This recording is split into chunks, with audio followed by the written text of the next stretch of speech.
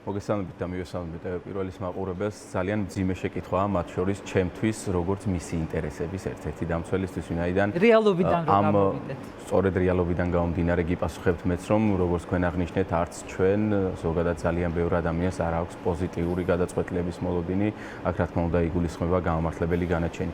მიუხედავად იმისა, რომ წინა პროცესზე მოსამართლემ განგვიცხადა, რომ საბოლოო სიტყვასთან ერთად დღეს უნდა გამოეცხადებინა განაჩენი, ჩვენ დღეს ველოდით ფაქტობრივად განაჩენის გამოცხადება, სწორედ ამ მიზნით გადაივსო, გადაიჭედა სასამართლოს სხდომის დარბაზი, დარბაზს მიღმა დერეფანი და რა თქმა უნდა ამავდროულად ეზო იყო ფაქტობრივად გადავსებული მედიკოსებით, აქტივისტებით, მხარდამჭერებით, ნათესავებით, მეგობრებით, ფაქტობრივად გიორგის ირგვლივ იგრძნობოდა სრული ერთობა და შესაბამისად ერთადერთი იმედის მომცემი ჩემთვისაც იყო ეს, რომ ერთობა იყო მოკლედ რო ვთქვათ სასამართლო. ეს საოცარი სანახავი იყო, ჩვენ არ გვაქვს შესაძლებლობა მედიას, ვიცი ჩვენმა მაყურებელმაც შეზღუდულია მედია, ვერ ვესწრებით სასამართლო პროცესებს, მაგრამ რაც გარეთ ხდებოდა, ეს წითელ ბარათებზე დაბეჭდილი უდანაშაულოა, ეს სიტყვები, აი ამდენი მხარდამჭერი, რა თქმა უნდა, ასეთი მხარდაჭერა, რა თქმა უნდა, ძალიან მნიშვნელოვანია, ასეთი გამხნევება სინდისის პატიმრებისთვის და გიორგი მართლაც რაღაც განსაკუთრებულად შესანიშნავი ადამიანია და არ ვიცი, აი უბრალოდ მისი განაჩენი როგორიც იქნება, შესაბამისად არის კიდევ ამ ტიპის დანაშაული ნიკუშა კაციას გულისხმობ ამ შემთხვევაში და დანაშაული არა, ეს მე ამას ყველაფერს ვამბობ ბრჭყალებში, რა თქმა უნდა, იმიტომ რომ ისინი არიან უდანაშაული, ეს არის ცრუ ბრალდებები, რომელიც ამ ადამიანებს წაუყენა აი ამ რეჟიმმა და რაღაც პრეცედენტული შეიძლება იყოს, აი ამას ვარაუდობ, თუმცა იცით რა მინდა კითხოთ, მაგრამ ვიდრე კითხვას დავსვავ, მე მინდა მაყურებელს ვუთხრა, რომ რამდენიმე წუთში პარლამენტის შენობასთან წუთი-წუთზე იქნება განცხადება იმ 8 პარტიის, რომლებიც არ იღებენ მონაწილეობას არჩევნებში, გულისხმობ ადგილობრივ არჩევნებს და რომელთაც სხვა გზა აქვთ არჩეული და ამას არ ქვია ისინი მათ არ მოსწონთ, როდესაც ბოიკოტს ვუწოდებთ ამას ყველაფერს, დაუმორჩილებლობა, შეუგუებლობა, მოკლედ ეს ალტერნატიული ბრძოლის გზა, მთავარი ბრძოლის ხაზი და ალბათ რამდენიმე წამში უკვე დაიწყება ეს განცხადება, ჩვენ კადრი დავტოვოთ და როგორც კი გვექნება შესაძლებლობა, უკვე მაყურებელსაც მივცეთ საშუალება, რომ მოისმინონ, რას ამბობენ და რისი თქმა სურთ. მე მგონი იწყებენ უკვე და მოდით ერთად მოვისმინოთ, შემდეგ გავაგრძელოთ.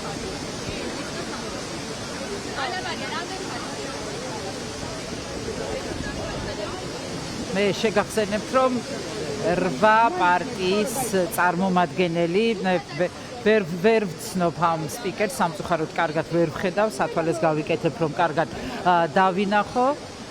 კი და მე შემიშლი ხელს და დაიწყებს ახლა იტყვის თავის სათქმელს. საინტერესოა, რისი თქმა სურთ, რა განცხადება უნდა გააკეთონ და რას უკავშირდება ეს განცხადება. ბევრი რამ ხდება ისეთი დღეს ქვეყანაში, რომელთან დაკავშირებითაც შეიძლება იყოს საინტერესო მათი განცხადების მოსმენა.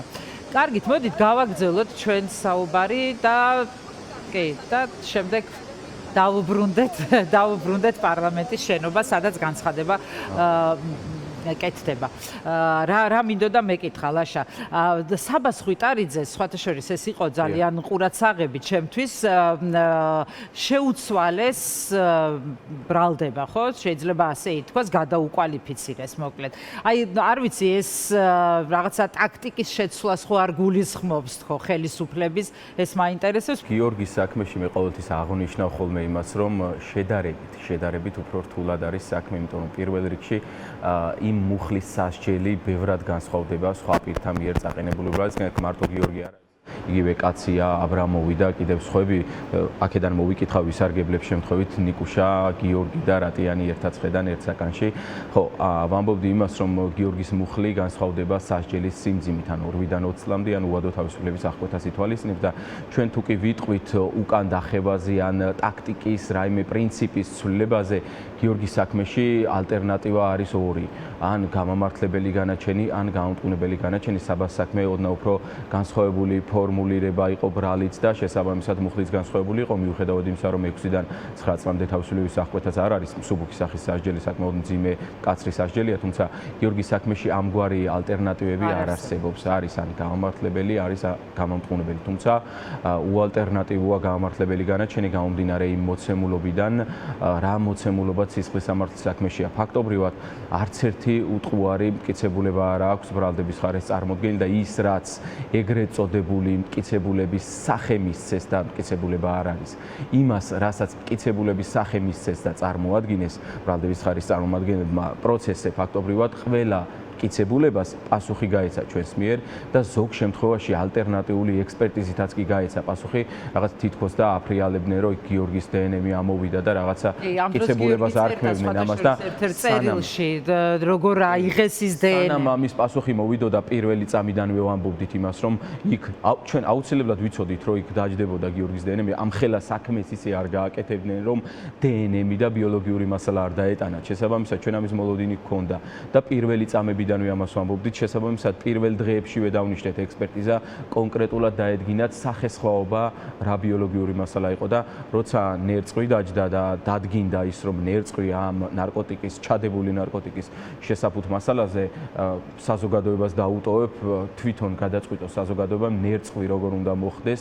ძალიან ბევრი გზაა რა თქმა უნდა ამის მოხვედრის, მაგრამ რატომ მაინც და მაინც ჯიბეში არსებულ ნარკოტიკზე ხდება ნერწყვი, ეს საზოგადოებამ გადაწყვიტოს რამდენად. მით უმეტეს თუ ლოგიკურად დავაკავშირებთ, მე აღნიშნე მე გიორგის წერილებს და მის სიტყვას სასამართლოზე ხოლმე ვეცნობი ძალიან დიდი ყურადღებით და სწორედ იყო საუბარი და ისყვებოდა ამის თაობაზე, რომ რაღაც ხელფათმანიანი ხელით პირის ღრუში რაღაცას არ ვიცი რას ეძებდნენ თუ ხო გამოუსვა პოლიციელმა და სწორედ ეს იყო ალბათ შემდეგ დატანილი. ფათაშორის ერთ-ერთი პროტოკოლი არის ჩხრეკის შემადგენელი განსაკუთრებით როცა ნარკოტიკული ნივთიერების ამოსაღებად მიდიან, თუმცა მიუხედავად ამისა, ყველა პოლიციელი ვინც მოვიდა გაცხადებული პოზიცია იყო ჩვენგან, რომ ესე მოხდა ბიოლოგიური მასალის აღება, არც ერთმა პოლიციელმა არ დაადასტურა ის, რომ ჩხრეკის დროს ზოგადად პირში, ეს ვთქვათ, ეძებდნენ რაღაცას. ეს საერთოდ არ დაადასტურეს, იმიტომ რომ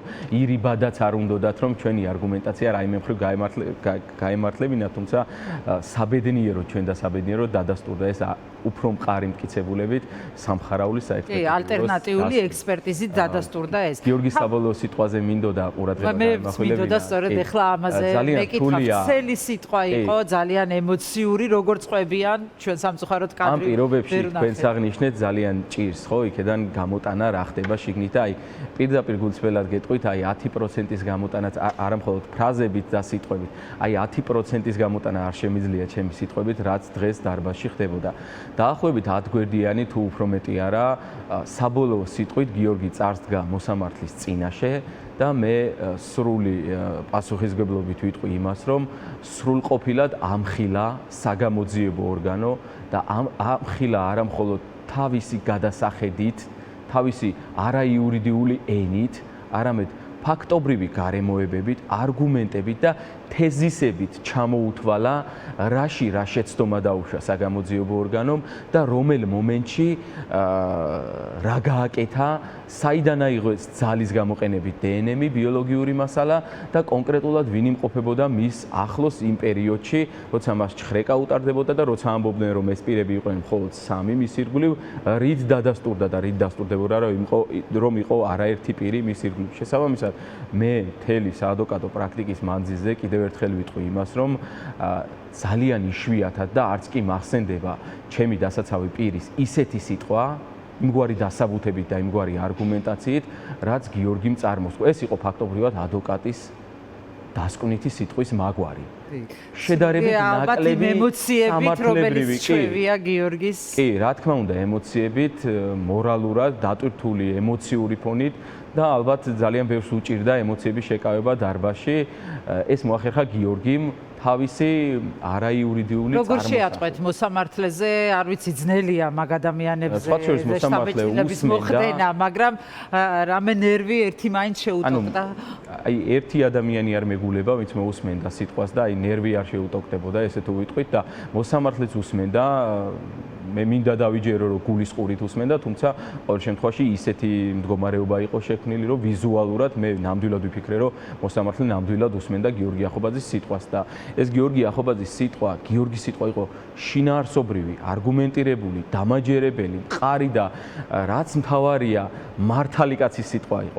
არ გაგიჩნდებოდა ეჭვი, რომ ეს ადამიანი იტყუება და ყველაზე კრიტიკულად განწყობილი ადამიანი რომ მჯდარიყო პროცესზე, ჩემთვის წარმოუდგენელია პროცესის შემდეგ ის ადამიანი ნამდვილად თუ იტყოდა კიდევ იმას, რომ გიორგი ახობაძის ჰქონდა ნარკოტიკული საქმე. ნახოთ, როგორი გავლენა ექნება და ზოგადად მთელი ეს ხანგრძლივი პროცესი და კონკრეტულად ახლა გიორგის გულისხმობ მართლა ძალიან ემოციური იყო და მთელი ეს უსამართლობა არის მძიმე საყურებელი, რა თქმა უნდა, ძალიან დასანანი და ნახოთ რა შედეგი იქნება, რას გვეტყვიან ორშაბათს დაესწრებით თქვენ მიხვალთ პროცესზე. გიორგი გამოცხადდება. გიორგიც გამოცხადდება აუცილებლად. თავისი ყურით მოისმენს, რას მიუსჯის მას სამართლოს შეამზადა საზოგადოება და როგორც ყველამ აქამდე განაჩენებზე რაც მოგვისმენია, არი ნერვიულოთ იყო მისი ბოლო სიტყვები. ანუ ამით ფაქტობრივად კიდევ უსვამთ იმას ხაზს, რომ არა მხოლოდ თქვენ, არამედ მე და ძალიან ბევრი ადამიანი ველით იმას, რისი მოსმენაც არ გვინდა და გიორგი წერის იმას, რისი მოსმენაც ძალიან ბევრ ადამიანს არ უნდა, თუმცა რაც მთავარია არის მზად, არის მხნედ. თავარი ეს არის, რომ არის მხნედ და მე დარწმუნებული ვარ, რომ ის მალე იქნება თავისუფალი, როგორიც არ უნდა იყოს. როგორც გიორგი აღნიშნა, რომ ციტირება მოვიყვანო, მათ თავისუფლება წაართვეს, მაგრამ შეუზღუდეს მხოლოდ ბრძოლის არეალი. არეალი, კი, მე წავიკითხე ეს ნაწილი სწორედ მისი სიტყვიდან.